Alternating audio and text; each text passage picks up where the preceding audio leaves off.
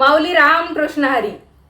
तुमच्यापैकी जे जे कुणी सध्या पायी वारीमध्ये आहेत, दिंडीमध्ये आहेत किंवा स्वतःच्या वाहनाने का होईना पंढरीच्या पांडुरंगाला भेटण्यासाठी पंढरपूरच्या दिशेने निघालेले आहेत, तर अशा सर्व वारकऱ्यांची पंढरपूर वारी अतिशय सुखरूपरित्या पार पडो आणि तुम्हा सर्वांना म्हणजे सर्व वारकऱ्यांना पंढरपूरच्या पांडुरंगांचं अगदी डोळे भरून दर्शन घेता येवो हीच प्रार्थना.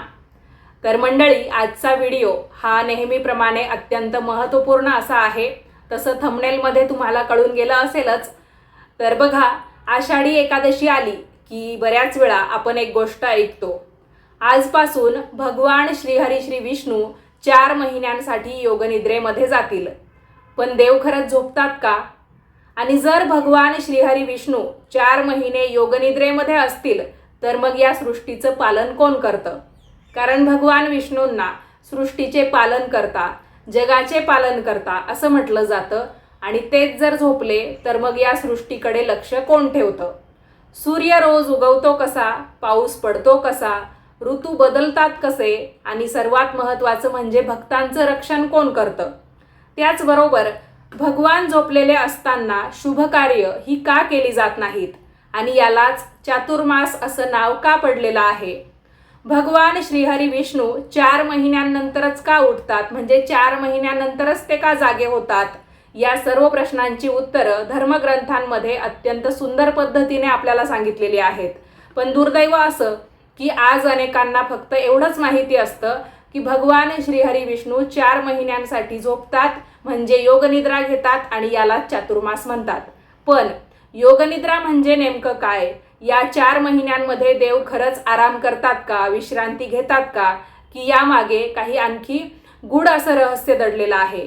तर आजच्या व्हिडिओमध्ये आपण जाणून घेणार आहोत आषाढी एकादशीचं खरं महत्त्व, भगवान श्रीहरी विष्णूंच्या योगनिद्रेचं रहस्य, चातुर्मासाची सुरुवात ही नेमकी कशी झाली, भगवान योगनिद्रेमध्ये असताना सृष्टीचं पालन कसं सुरू राहतं, या 4 महिन्यांमध्ये आपण भक्तांनी नेमकं काय करावं, आणि कार्तिकी एकादशीला भगवान पुन्हा जागे होतात, यामागील आध्यात्मिक अर्थ नेमका काय आहे. म्हणून हा व्हिडिओ शेवटपर्यंत नक्की पहा. तर नमस्कार मंडळी, मी शीतल आणि आपण पाहताय शीतलवाणी. तुम्हाला जर धार्मिक आध्यात्मिक व्हिडिओ पाहायला आवडत असेल, धार्मिक कथा ऐकण्यामध्ये तुम्हाला रस असेल, तर आपलं हे नवीन चॅनल आहे शीतलवाणी. तर असे व्हिडिओ पाहण्यासाठी तुम्ही आपल्या शीतलवाणी या चॅनलला सबस्क्राईब करू शकता. साईडला एक बेलचं बटन तुम्हाला दिसेल, ते जर तुम्ही दाबलं तर जेव्हा जेव्हा आपले व्हिडिओ पोस्ट होतात तर त्याचं नोटिफिकेशन तुम्हाला येईल. त्याच्यामुळे तुम्हाला आपले व्हिडिओ वेगळे शोधावे लागणार नाही. आपल्या चॅनलवर तुम्हाला मी जी माहिती देते किंवा ज्या कथा सांगत असते तर त्या निव्वळ कथा नसतात, तर त्याच्यामागे काहीतरी बोध असतो. या बोधातून तुमची आध्यात्मिक प्रगती होईल, त्याचबरोबर तुमची देवाप्रती असणारी ओढ अजून दृढ होईल. आणि सर्वात महत्त्वाचं म्हणजे तुम्ही आम्ही सर्वजण संसारी माणसं आहोत. आपल्या जीवनामध्ये काय म्हणून अडचणी येत नाहीत, तर जेव्हा आपण या कथेतले बोध ऐकतो, त्याचा सारांश जो असतो तो समजून घेतो, तर त्या अडचणींवर मात करण्यासाठी हा बोध, या कथेतला संदेश आपल्याला नक्कीच कामात पडतो. तर व्हिडिओ शेवटपर्यंत नक्की पहा आणि व्हिडिओ पाहत असताना कमेंट्समध्ये लिहा रामकृष्ण हरी किंवा माऊली श्रीहरी, यापैकी तुम्हाला जेही एका शब्दात लिहिता येईल किंवा जे लिहिणं तुम्हाला सोपं पडेल ते तुम्ही कमेंट्समध्ये लिहू शकता. चला व्हिडिओला सुरुवात करते. तर मंडळी, आजपर्यंत तुम्ही भगवान 4 महिने झोपतात हे ऐकलं असेल, पण या 4 महिन्यांमागचं खरं रहस्य कदाचित आज पहिल्यांदाच तुम्हाला समजणार आहे. चला तर मग श्रीहरींचं स्मरण करून आजच्या या ज्ञान प्रवासाला सुरुवात करूया. सर्वात आधी भगवान श्रीहरी श्री विष्णूंच्या एका खास श्लोकाने या व्हिडिओची मी सुरुवात करते. मंगलम भगवान विष्णू मंगलम गरुडध्वज मंगलम पुंडरीकाक्ष मंगलाय तनोहरी मंगलम भगवान विष्णू मंगलम गरुडध्वज मंगलम पुंडरीकाक्ष मंगलाय तनोहरी. ओम नमो भगवते वासुदेवाय नमः. तर भक्त हो, आपल्या हिंदू धर्मामध्ये वर्षभर तसे अनेक सण येतात, व्रतवैकल्ये येत असतात. प्रत्येक सणामागे एक कथा आहे, प्रत्येक परंपरेमागे एक कारण आहे आणि प्रत्येक व्रतामागे जीवनाला योग्य दिशा देणारा एक सुंदर असा संदेश सुद्धा दडलेला आहे. पण या सर्व व्रतांमध्ये आषाढी एकादशीला एक वेगळंच स्थान आहे. महाराष्ट्रामध्ये तर हा दिवस केवळ एक सण नसतो, तर तो भक्तीचा महासागर असतो. आषाढी एकादशी जवळ आली की आपला संपूर्ण महाराष्ट्र हा भक्तिरसामध्ये न्हावून निघतो. गावागावातून दिंड्या म्हणजेच वारी निघते. टाळ मृदुंगाचा निनाद सुरू होतो. हजारो नाही तर लाखो वारकरी, खांद्यावर भगवी पताका, गळ्यामध्ये तुळशीची माळ, ओठांवर विठ्ठलाचं नाम, डोक्यावर तुळशी वृंदावन आणि मनात फक्त एकच इच्छा, ते म्हणजे पंढरीच्या पांडुरंगाचं म्हणजेच आपल्या लाडक्या विठुरायांचं दर्शन. कोणी शेकडो किलोमीटर चालत येतं, त्यामध्ये कोणी वृद्ध असतो, कुणी आपल्या लहान मुलांना सुद्धा घेऊन येतो, कुणी अनवाणी चालतो, तर कुणाच्या चेहऱ्यावर थकवा सुद्धा दिसत नाही. कारण त्यांच्या मनामध्ये एकच आनंद असतो, आपला विठुराया आता आपल्याला भेटणार, कित्येक दिवसाची आपली इच्छा पूर्ण होणार.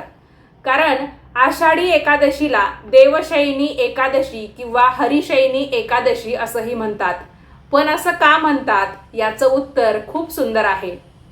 बघा, धार्मिक श्रद्धेनुसार या दिवशी भगवान श्रीहरी श्री विष्णू क्षीरसागरामध्ये शेषनागाच्या शय्येवर योगनिद्रेमध्ये जातात आणि शेषनागाचा जो काही फणा असतो त्याचं छत्र त्यांनी एक प्रकारे आपल्या श्रीहरी श्री विष्णूंवर धरलेलं असतं आणि ते सलग 4 महिने म्हणजे कार्तिक शुक्ल एकादशीपर्यंत योगनिद्रेमध्ये राहतात.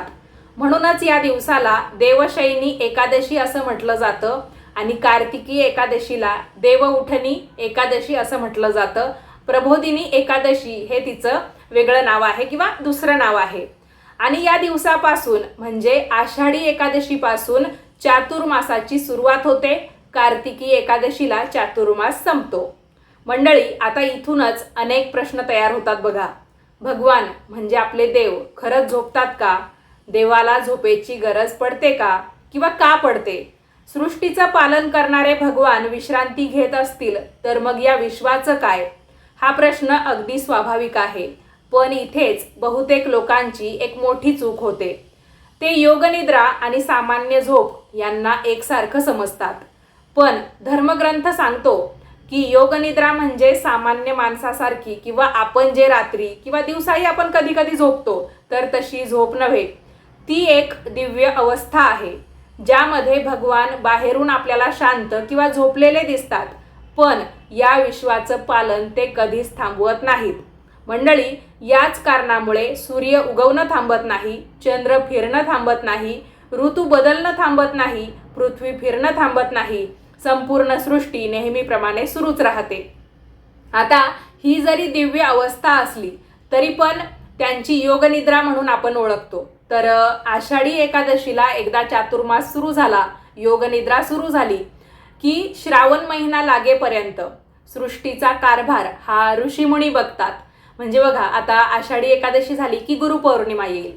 गुरु म्हणजे काय? आपल्यापेक्षा ज्येष्ठ किंवा ज्यांच्याकडून आपल्याला काहीतरी शिकायला मिळालेलं आहे असे ऋषीमुनी असू शकतात, देव असू शकतात किंवा साधू संत देखील असू शकतात. म्हणजे गुरु आपल्यापेक्षा वयानेच मोठा असेल असंही नसतं. कधी कधी आपल्यापेक्षा लहान असणारे व्यक्ती सुद्धा आपले गुरु बनतात. तर एक प्रकारे साधू संत ऋषीमुनी हे श्रावण लागेपर्यंत सृष्टीचा कारभार सांभाळतात किंवा पाहतात असं सांगितलं जातं. त्यानंतर श्रावण महिना भगवान शिवांचा असतो, तर भगवान शिवांकडे सृष्टीचा कारभार असतो. त्याच्यानंतर भाद्रपद महिना येतो. भाद्रपद महिन्यामध्ये गणपती बसवले जातात, त्याचबरोबर गौराई बसवल्या जातात. तर एक प्रकारे गणपती बाप्पांच्या हातामध्ये हा सृष्टीचा कारभार असतो असं म्हटलं जातं. श्रावण झाला, भाद्रपद झाला, आता अश्विन महिन्यामध्ये आपण देवीचे नवरात्र पाळतो, साजरे करतो. तर आपल्या ज्या देवी आहेत तर त्या देवी पार्वतीचं रूप समजल्या जातात, ज्या कुलदेवी असतात त्या. तर देवी पार्वती सृष्टीचा कारभार सांभाळतात अशी आख्यायिका आहे. त्याच्यानंतर येतो कार्तिक आणि कार्तिकी एकादशीला तर देव जागे सुद्धा होतात. कार्तिक म्हणजेच कोण? कार्तिक स्वामी ज्यांना म्हटलं जातं. भगवान शिवांचे आणि माता पार्वतीचे पुत्र गणपती बाप्पांचे भाऊ कार्तिक स्वामी. तर कार्तिकी एकादशी येईपर्यंत सृष्टीचा कारभार त्यांच्या हातामध्ये असतो असं म्हटलं जातं किंवा अशी एक आख्यायिका आहे. आणि एकदा की कार्तिकी एकादशी झाली की भगवान श्रीहरी विष्णू आपले डोळे उघडतात, त्यांची दिव्य योगनिद्रा संपते आणि त्यानंतर पुन्हा ते आपला कारभार आहे, सृष्टीचा कारभार, एक सृष्टीचे पालन करते या नात्याने, तर ते पुन्हा हातात घेतात. म्हणजे एक प्रकारे देवांच्याच हातामध्ये ही सृष्टी असते. पण या 4 महिन्यांच्या काळामध्ये आपल्याला नेमकं काय करायचं आहे किंवा काय काय बदल घडतात हे सगळं या व्हिडिओमध्ये तुम्ही ऐकणार आहातच. तर भगवान श्रीहरी विष्णू योगनिद्रेमध्ये असले तरी त्यांच्या दिव्य शक्तीने विश्वाचं पालन अखंडपणे सुरू राहतं अशी एक धार्मिक श्रद्धा आहे. यामुळेच भगवान विष्णूंना सृष्टीचे पालनकर्ता असं म्हटलं जातं. ते प्रत्येक क्षणी, प्रत्येक जीवावर, प्रत्येक कणावर आपली कृपादृष्टी ठेवतात. पण मग प्रश्न पडतो, भगवानांना योगनिद्रेमध्ये जाण्याची गरजच का पडते? यामागे नेमकी कोणती कथा आहे? भगवानांनी हे 4च महिने योगनिद्रेसाठी का बरं निवडले आणि या 4 महिन्यांमध्ये भक्तांनी काय करावं, यामागची अत्यंत सुंदर आणि पौराणिक कथा आपण व्हिडिओच्या पुढच्या भागामध्ये लगेचच जाणून घेऊया. तर आता सर्वात महत्त्वाचा प्रश्न, भगवान श्रीहरी श्री विष्णूंना योगनिद्रेमध्ये जाण्याची गरजच का पडते? ते तर संपूर्ण सृष्टीचे पालन करते आहेत ना, तरी पण असं का? तर त्यांच्याशिवाय या विश्वातील एकही पान हलत नाही अशी आपली श्रद्धा आहे. मग ते 4 महिन्यांसाठी योगनिद्रेमध्ये का जातात? याचं उत्तर आपल्याला धर्मग्रंथांमध्ये आणि आपल्या ऋषीमुनींच्या परंपरेमध्ये ऐकायला मिळतं. सर्वप्रथम तर एक गोष्ट लक्षात घ्या, भगवान श्रीहरी विष्णू जेव्हा योगनिद्रेमध्ये जातात तेव्हा ते जगापासून दूर जात नाहीत. ते आपली जबाबदारी कधीही सोडत नाहीत. ते विश्वाचा कारभार दुसऱ्या कुणाकडेही सोपवत नाही. असं जरी असलं तरी पण महिन्यांप्रमाणे आपल्याला समजून जातं की श्रावण भगवान शिवांचा महिना आहे, भाद्रपद गणपती बाप्पांचा महिना आहे, अश्विन देवींचा महिना आहे. तर आपण जे म्हणतो ना की एकच देव आहे, फक्त त्यांची रूपं, त्यांची नावं, त्यांचे अवतार हे वेगवेगळे आहे. म्हणजेच काय, आपल्याला भगवान शिवांमध्ये सुद्धा भगवान श्रीहरी श्री विष्णू पाहता आले पाहिजे. गणपती बाप्पांमध्ये सुद्धा आपल्याला श्रीहरी श्री विष्णू दिसले पाहिजे. देवीमध्ये सुद्धा आपल्याला श्रीहरी श्री विष्णू दिसले पाहिजे. कारण देवींमध्ये तर माता लक्ष्मी सुद्धा येतात आणि जिथे श्रीहरी विष्णू तिथे माता लक्ष्मी, जिथे माता लक्ष्मी तिथे आपले श्रीहरी श्री विष्णू असतातच. आणि पुढे राहिला विषय कार्तिक स्वामी, तर असं समजा की ते त्यांचेच पुत्र आहेत. सर्व देव जर एकच आहे म्हणजे कोणीतरी ती एकच व्यक्ती आहे, एकच ती दिव्य शक्ती आहे. तर त्यांच्या पुत्राने कारभार पाहिला काय आणि त्यांनी पाहिला काय, एक सारखंच की नाही? तर असा त्याचा अर्थ आपल्याला घेता आला पाहिजे. कधी कधी आपण काय करतो, शब्दशः एखाद्या गोष्टीचा अर्थ घेतो आणि बऱ्याच वेळा आपलं इथे चुकतं आणि आपण वेगवेगळ्या प्रकारचे समज, वेगवेगळ्या प्रकारचे ग्रह आपल्या मनामध्ये, आपल्या डोक्यामध्ये करून घेत असतो. तर बघा, योगनिद्रा म्हणजे विश्रांती नसून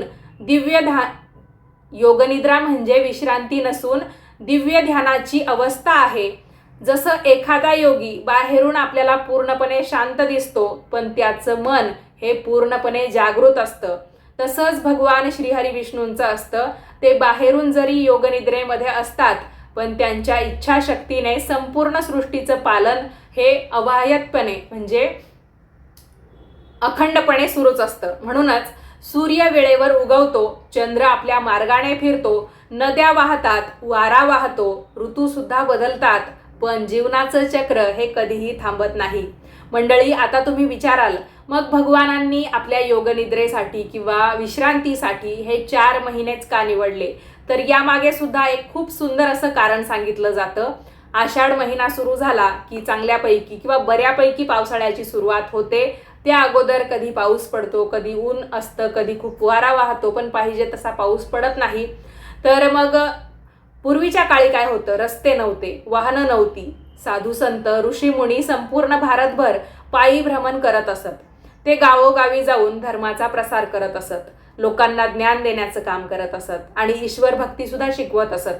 पण पावसाळा सुरू झाला की जमिनीवर असंख्य लहान जीव निर्माण होत. मुंग्या, किडे, किड्यांची अंडी, गवतामध्ये राहणारे सूक्ष्मजीव अशा काळामध्ये सतत प्रवास केला तर नकळत असंख्य जीवांचा पायदळी नाश होऊ शकतो. तर जीवहिंसा टाळण्यासाठी म्हणून ऋषीमुनी 4 महिने हे एकाच ठिकाणी राहू लागले, वास्तव्य करू लागले. याच काळामध्ये ते जास्तीत जास्त जप करायचे, ध्यान करायचे, शास्त्रांचं अध्ययन करायचे आणि लोकांना धर्माचं शिक्षण द्यायचे.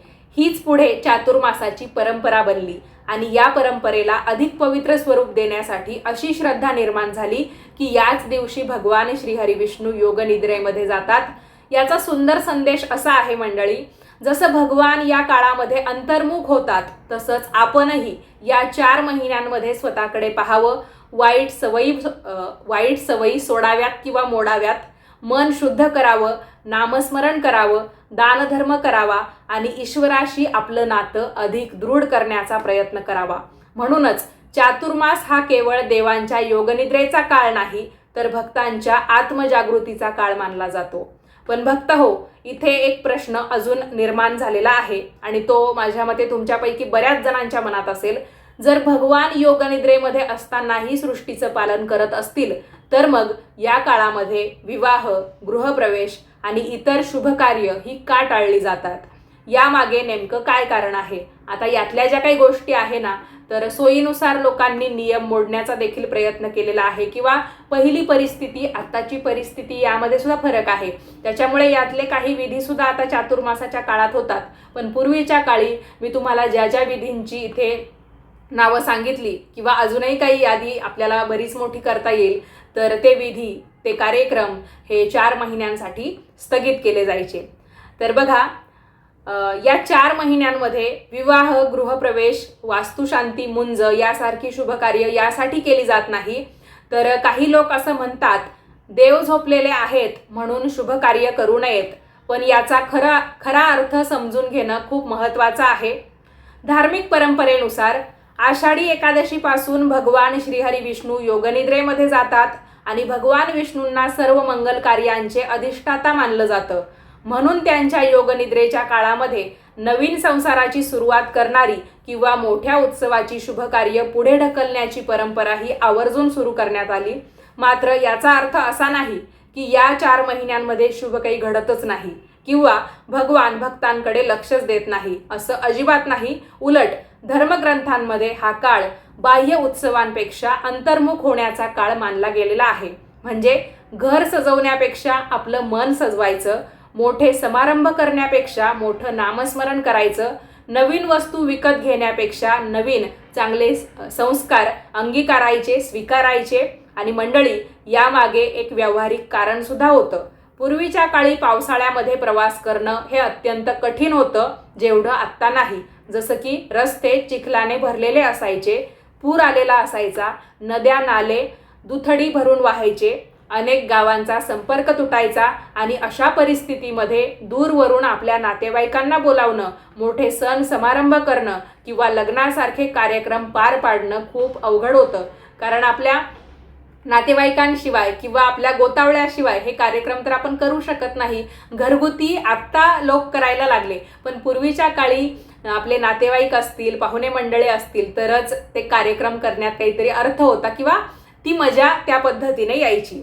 तर यामुळे सुद्धा चातुर्मासाचा जो काही काळ असतो 4 महिन्यांचा पावसाळ्याचा काळ, तर तो स्थगित असायचा या सगळ्या गोष्टींसाठी. म्हणून चातुर्मासामध्ये मोठी शुभकार्य टाळण्याची परंपरा रूढ झाली. पण याचा अर्थ असा सुद्धा नाही की या काळामध्ये फक्त बंधनच आहेत. उलट हा काळ सर्वात जास्त पुण्य मिळवून देणारा मानला जातो. या 4 महिन्यांमध्ये भगवानांचं नामस्मरण असेल, एकादशीचं व्रत असेल, तुळशीची पूजा असेल, भगवद्गीतेचं वाचन असेल, गीता पठण असेल, दानधर्म असेल, संतांचा सहवास असेल, शिवपूजा असेल, नवरात्री असतील, गणपती असतील किंवा पितृपक्ष असेल, त्याचबरोबर गरजूंना मदत, दानधर्म या सर्वांना विशेष महत्त्व दिलं जातं. आणि असं मानलं जातं या काळामध्ये केलेली साधना आपल्या मनाला अधिक स्थिर म्हणजे मजबूत करण्याचं काम करते. तसेच ईश्वराशी आपलं नातं त्यामुळेच अधिक दृढ होतं, घट्ट होतं. मंडळी, म्हणूनच चातुर्मास म्हणजे आनंदावर बंदी नाही, तर भोगापेक्षा योगाला आणि उत्सवापेक्षा उपासनेला दिलेलं प्राधान्य आहे. पण आता अजून एक प्रश्न बाकी आहे. भगवान श्रीहरी विष्णू योगनिद्रेमध्ये जातात, पण ते नेमके कुठे असतात? क्षीरसागर म्हणजे काय आणि ते शेषनागावरच का विसावतात? या प्रत्येक गोष्टी मागे सुद्धा अत्यंत गूढ आणि सुंदर आध्यात्मिक अर्थ दडलेला आहे, तो आपण पाहूया.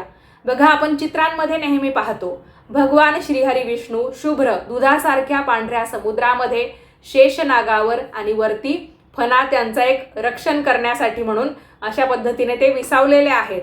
त्यांच्या चरणाशी त्यांची पत्नी माता लक्ष्मी सेवा करत आहेत आणि भगवान योगनिद्रा घेत आहेत. हे चित्र आपण अनेकदा पाहतो, पण हा क्षीरसागर नेमका कुठे आहे? तो खरंच दुधाचा समुद्र आहे का? भगवान शेषनागावरच का विसावतात आणि माता लक्ष्मी त्यांच्या चरणाशी का म्हणून बसलेल्या असतात? तर भक्तांनो, या प्रत्येक गोष्टी मागे सुंदर अर्थ दडलेला आहे. तर सर्वप्रथम क्षीरसागर म्हणजे काय? तर क्षीर म्हणजे दूध, सागर म्हणजे अर्थातच समुद्र. आणि पौराणिक कथांनुसार क्षीरसागर हे भगवान श्रीहरी विष्णूंचं दिव्य निवासस्थान मानलं जातं. पण अनेक संत आणि तत्वज्ञ याचा आणखी एक अर्थ सांगतात. ते म्हणजे क्षीरसागर म्हणजे शांत, निर्मळ आणि पवित्र चित्ताचं प्रतीक आहे. जसं दूध शुभ्र आणि स्वच्छ असतं, तसंच ईश्वराचं रूपही निर्मळ असतं. म्हणून भगवान त्या निर्मळतेचं प्रतीक असलेल्या क्षीरसागरामध्ये विराजमान आहेत, असं आपल्याला सांगितलं जातं. आता दुसरा प्रश्न, भगवान शेषनागावरच का विसावतात? दुसऱ्या कोणत्या आसनावर का नाही? तर शेषनाग हा काही साधा सर्प नाही, तो अनंत आहे. म्हणूनच त्याला अनंत शेष असंही म्हटलं जातं. अनंत म्हणजे ज्याला सुरुवात नाही, शेवट नाही, जो काळाच्या अगदी पलीकडे आहे. म्हणूनच शेषनागाला अनंत काळाचं प्रतीक मानलं जातं. भगवान श्रीहरी श्री विष्णू त्या अनंत काळावर विराजमान आहेत. याचा अर्थ काळावरही ज्यांचं नियंत्रण आहे, काळ सुद्धा त्यांच्या पुढे काहीच करू शकत नाही. काळ सुद्धा ज्यांच्यावर म्हणजे काळ सुद्धा ज्यांच्या अधिपत्याखाली आहे, काळावर ज्यांचं नियंत्रण आहे, ते भगवान श्रीहरी विष्णू. त्यांच्यासाठी भूतकाळ, वर्तमान काळ आणि भविष्य हे तिन्ही एकसमान आहे. तर मंडळी, आता माता लक्ष्मी भगवानांच्या चरणी का असतात? ते जर झोपलेले असतात असा अर्थ आपण घेतो. खरं तर ती दिव्य योगनिद्रा असते, हे आपण समजून घ्यायला पाहिजे. तरी पण एक प्रकारे आरामाचा काळ जर हा समजला जातो, तर मग माता लक्ष्मी तिथे त्यांच्या चरणांशी का म्हणून बसतात? यामागे सुद्धा खूप सुंदर असा संदेश आहे. तर मंडळी, माता लक्ष्मी म्हणजे धन, समृद्धी, सौभाग्य, ऐश्वर्य. पण समृद्धी नेहमी धर्माच्या चरणाशी राहिली तरच ती टिकते. धर्मापासून दूर गेलेली संपत्ती अहंकार निर्माण करते. म्हणूनच भगवानांच्या चरणाशी बसलेली लक्ष्मी आपल्याला शिकवते, धर्माशिवाय धन हे अपूर्ण आहे. म्हणूनच मंडळी, या संपूर्ण चित्राकडे जर आपण नीट पाहिलं तर आपल्या हे लक्षात येईल, इथे प्रत्येक गोष्ट काहीतरी शिकवत आहे. क्षीरसागर म्हणजे मनाची निर्मळता, शेषनाग म्हणजे अनंत काळ, श्रीहरी श्री विष्णू म्हणजे विश्वाचं पालन, माता लक्ष्मी म्हणजे धर्माशी जोडलेली समृद्धी आणि योगनिद्रा म्हणजे बाहेरची शांतता आणि आतली पूर्ण जागरूकता. म्हणूनच भगवान श्रीहरी विष्णूंची योगनिद्रा ही काही साधी झोप नसून विश्वाला संतुलित ठेवणाऱ्या दिव्य शक्तीचं प्रतीक मानली जाते. पण मंडळी, अजून सर्वात महत्त्वाचा प्रश्न इथे बाकी आहे की 4 महिन्यांच्या काळामध्ये भक्तांनी नेमकं काय करावं? भगवान श्रीहरी विष्णूंची विशेष कृपा आपल्याला कोणती कामं केल्यामुळे मिळते आणि कोणत्या चुका आपण या काळामध्ये टाळायला हव्यात, याची माहिती आपण जाणून घेऊया. तर बघा, फक्त शुभ कार्य टाळणं म्हणजे चातुर्मास पाळणं आहे का? की यापेक्षाही काही मोठा संदेश भगवान आपल्याला देऊ पाहतात? तर धर्मग्रंथांमध्ये चातुर्मास हा साधना, संयम आणि आत्मशुद्धीचा काळ मानला गेलेला आहे. म्हणजे या काळामध्ये आपण स्वतःला अधिक चांगला माणूस बनवण्याचा प्रयत्न करायचा. फक्त मंदिरात जाऊन नमस्कार करणं एवढंच पुरेसं नाही, पोथ्या पारायण करणं एवढंच नाही, तर आपल्या विचारांमध्ये, आपल्या बोलण्यात, आपल्या वागण्यात सुद्धा आपण बदल करायचा. याच काळामध्ये अनेक भक्त काही ना काही संकल्प करतात. कुणी कांदा लसूण सोडतं, कुणी गोड पदार्थ टाळतं, कुणी दररोज गीतेचा एक अध्याय वाचतात, कुणी विष्णू सहस्त्रनामाचं पठण करतात, कुणी रोज तुळशीला पाणी घालतात, कुणी गोपद्म व्रत करतं, तर कुणी गरजूंना अन्नदान सुद्धा करतं. मंडळी, या सर्व गोष्टींचा उद्देश एकच असतो, मनावर नियंत्रण मिळवणं. कारण ज्याला स्वतःच्या मनावर विजय मिळवता आला, त्याच्यासाठी ईश्वर प्राप्तीचा मार्ग हा अधिक सोपा होत जातो. असं म्हणतात, भगवान श्रीहरी विष्णूंना मोठे यज्ञ, महागड्या पूजा किंवा सोन्या चांदीचे दागिने यापेक्षा भक्ताच्या मनातील खरी श्रद्धा ही जास्त प्रिय असते. म्हणूनच तुम्ही पंढरीच्या पांडुरंगांचं रूप पाहिलं असेल तर सावळं विलोभनीय रूप, ते सुद्धा म्हणजे साधेपणातलं ते सौंदर्य आहे. आणि वारकरी सुद्धा आपण पाहतो तर ते कुठलाही मेकअप किंवा दिखावा करत जातात का, त्यांचंही स्वरूप हे त्याच्यामुळेच साधं आहे. जर आपला देव साधा आहे तर देवाचे भक्त, देवाचे वारकरी सुद्धा त्यामुळेच साधे आहेत किंवा एकदम म्हणजे कुठल्याही प्रकारचा दिखावा न करता येणारं हे वारकऱ्यांचं रूप आपल्याला या आषाढी वारीच्या निमित्ताने पाहायला मिळतं. मंडळी, छोट्या मोठ्या काही चुका होत असतील तर नक्की त्याच्यामध्ये मी बदल करेल, तुम्ही सांगण्याचा प्रयत्न करा. किंवा तुम्हाला माझ्या बोलण्यातून म्हणजे तुम्हाला असं वाटत असेल की आपण काही सूचना वगैरे देऊ शकतो तर त्याही तुम्ही देऊ शकतात. कारण की आपली ही नवीन सुरुवात आहे, त्याच्यामुळे मी पुरेपूर माझे प्रयत्न इथे देण्याचा प्रयत्न करते. तरी पण तुम्ही सांगितलं तर मी त्यानुसार बदल करत जाईल. बघा, आपण जे बोलत होतो की भगवान श्रीहरी विष्णूंना सोन्या चांदीच्या दागिन्यांपेक्षा भक्ताच्या मनातील खरी श्रद्धा ही जास्त प्रिय असते. जर मनात प्रेम असेल तर एक तुळशीचं पानही भगवान आनंदाने स्वीकारतात. बघा, जर तुळशीचं पान ते आनंदाने स्वीकारतात तर म्हणूनच तुळशी पूजेला विशेष महत्त्व चातुर्मासामध्ये दिलेलं आहे. या काळात आणखी एक गोष्ट आवर्जून करावी, ती म्हणजे नामस्मरण. कारण या कलियुगामध्ये मोठमोठे यज्ञ किंवा मोठमोठ्या पूजा घालण्यापेक्षा नामस्मरण आपण जेवढं जास्त करू तेवढं जास्त ते आपल्याला फलदायी ठरतं.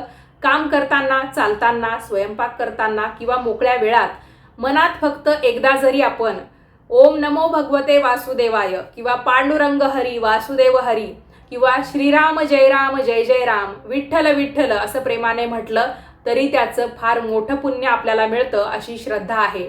मंडळी, पण याचा अर्थ असा होत नाही ज्यांना व्रत पाळता येत नाही किंवा रोज पूजा करता येत नाही त्यांच्यावर भगवान रागवतात, असं अजिबात नाहीये. भगवान कधीही आपल्या भक्तांकडून दिखावा मागत नाही. आणि तुम्ही एक गोष्ट नेहमी लक्षात ठेवा, देव हा भक्तीचा विषय आहे, भीतीचा नाही. त्याच्यामुळे आपण जर काहीतरी चांगलं करतोय, मग थोडंफार काही चुकलं किंवा आपण तर ते जाणून बुजून करणार नाही, हे 100% खरं आहे. पण कधी चुकून माकून काहीतरी आपल्याकडून घडलं तर त्याच्या बाबतीत भीती अजिबात बाळगू नका.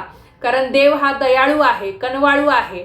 आणि जो दयाळू नाही, जो कनवाळू नाही आणि ज्याची आपल्याला भीती वाटेल असं कोण असतं? देवाच्या विरोधात असलेला दानव.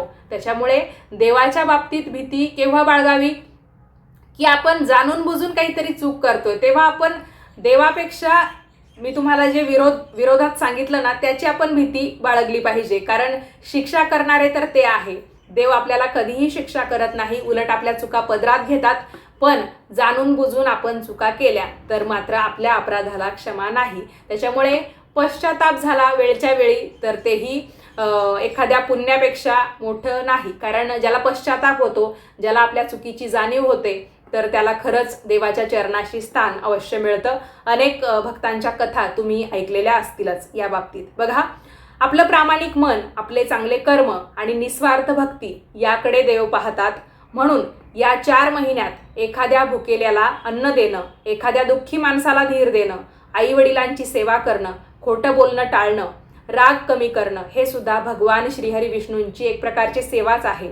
आता शेवटचा आणि अत्यंत सुंदर भाग अजून बाकी आहे की कार्तिकी एकादशीला भगवान श्रीहरी विष्णू योगनिद्रेमधून जागे होतात असं का म्हणतात आणि या दिवसाचं महत्त्व नेमकं काय आहे आणि या परंपरेतून आपल्याला नेमकं काय शिकायला मिळतं. बघा, आषाढी एकादशीपासून सुरू झालेला चातुर्मास हा सलग 4 महिने चालतो. कार्तिक शुक्ल एकादशीच्या दिवशी भगवान श्रीहरी विष्णू योगनिद्रेमधून जागे होतात. या एकादशीला प्रबोधिनी एकादशी असं म्हणतात. तुळशी विवाह या दिवसापासून सुरू होतो. कार्तिक शुक्ल एकादशी ते कार्तिक पौर्णिमा, जिला कोणती पौर्णिमा म्हणतात मला कमेंटमध्ये नक्की सांगा. तुमच्या उत्तराची मी वाट पाहते. तर त्या पौर्णिमेपर्यंत आपण काय करत असतो? तुळशीचं लग्न, म्हणजे या 4-5 दिवसांमध्ये आपण कधीही तुळशीचा विवाह करू शकतो. आणि या पौर्णिमेला ग्रामीण भाषेमध्ये पंती पौर्णिमा असं म्हणतात. पण खरं नाव काय आहे हे मला तुमच्या कमेंटमधून ऐकायचं आहे. तर देवउठणी एकादशी हे कार्तिकी एकादशीचं अजून एक नाव आहे. याला देवोत्थान एकादशी असंही म्हणतात.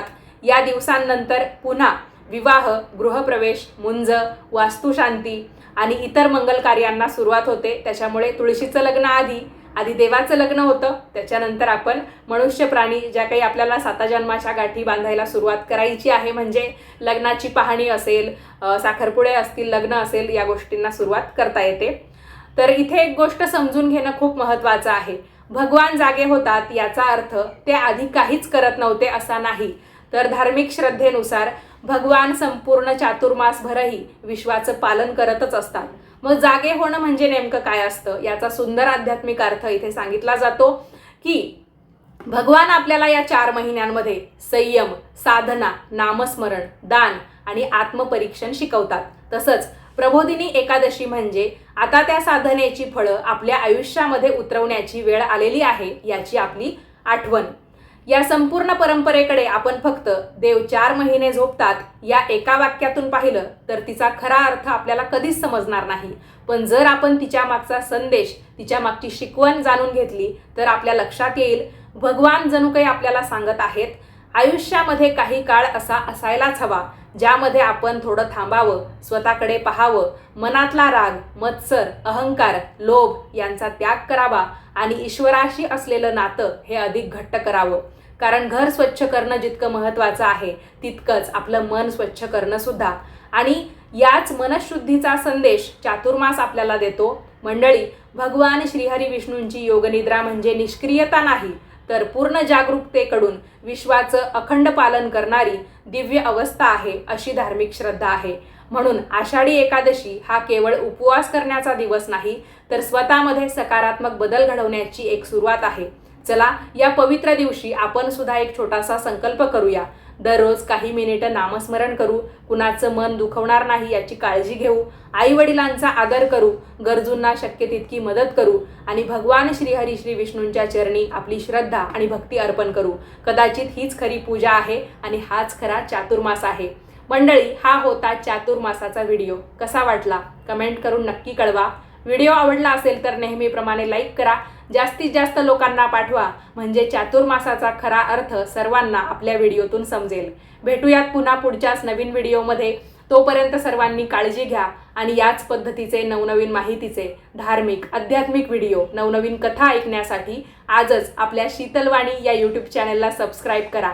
वेळात वेळ काढून आज ही कथा, हा व्हिडिओ, ही माहिती तुम्ही शेवटपर्यंत ऐकली. तुमचा अमूल्य वेळ तुम्ही आपल्या व्हिडिओसाठी दिला, त्यासाठी तुम्हा सर्वांचे मनापासून धन्यवाद. रामकृष्ण हरी माऊली.